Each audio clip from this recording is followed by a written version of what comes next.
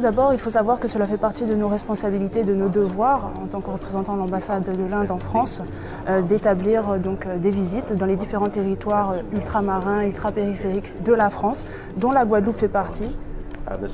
Et en l'occurrence, il s'agit pour nous vraiment d'une opportunité de renforcer le lien entre la Guadeloupe et la France à travers la diaspora indienne.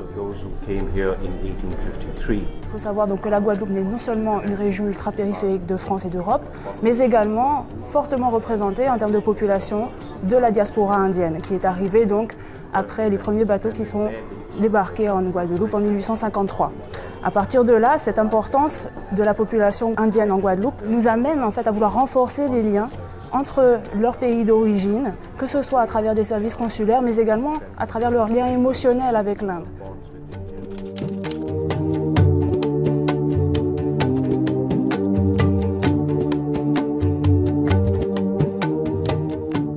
Cette terre de Guadeloupe est en effet plus que partout ailleurs l'illustration concrète de ce tout monde. Il y a pratiquement 20% de Guadeloupéens qui sont d'origine indienne. Nous aussi, ils ont apporté leur contribution pour caractériser, pour définir ce qu'un Guadeloupéen aujourd'hui. Donc dès lors qu'il s'agit d'actions pour renforcer notre identité. Nous sommes dans cette démarche mémorielle. Le peuple guadeloupéen est très divers, c'est sa pluralité, c'est ce qui fait aussi sa force. Donc la charge pour nous d'en être conscients et que tous ces éléments soient un atout pour renforcer l'identité guadeloupéenne.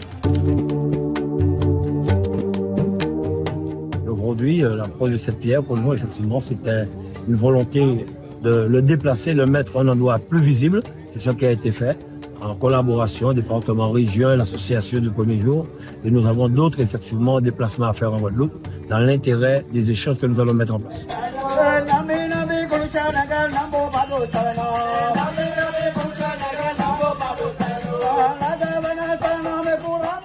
Le monument du premier jour doit rappeler effectivement à l'ensemble de la Guadeloupe qu'un jour, des travailleurs venus de l'Inde ont été transplantés en Guadeloupe pour répondre aux besoins du travail de la canne. Se retrouver ici est quelque chose que nous avons souhaité, que nous avons voulu et qui se concrétise. Donc nous sommes plutôt satisfaits de cette avancée.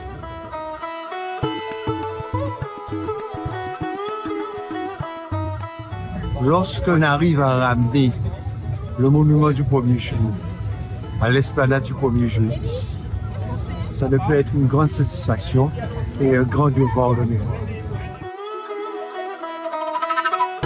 En tant qu'Indienne, en tant que Guadeloupéenne, je rends hommage à mes ancêtres et c'est quelque chose qui me tient à cœur. Et le fait qu'aujourd'hui on m'intègre vraiment dans ce processus, c'est vraiment un grand bonheur.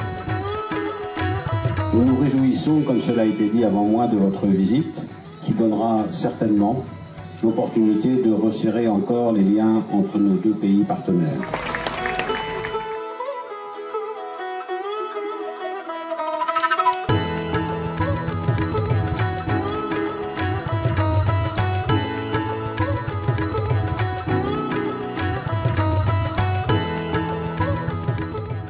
Démontrer aussi que Cap-Esther est réellement ce carrefour des cultures, l'occasion de pouvoir aussi rappeler cette incidence qu'a la communauté indienne donc, sur notre territoire. Ça fait donc des années que nous cohabitons, mais c'est aussi le moment de pouvoir mettre en avant, surtout partager cette culture, cette histoire, sachant qu'en plus l'année 2024 pour Cap-Esther Bello, c'est celle de la culture.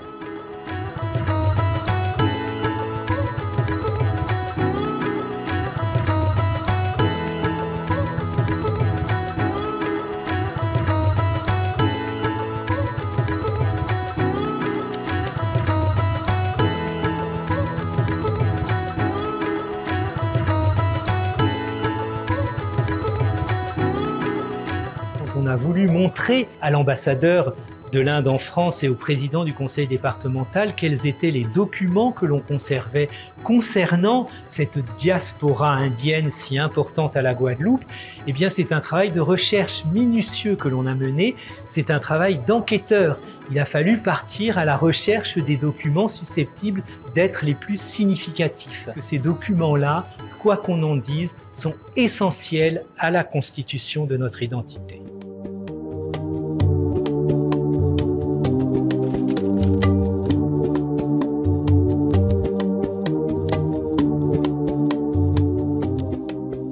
Du partenariat qu'on va mettre en place, il y avait l'université.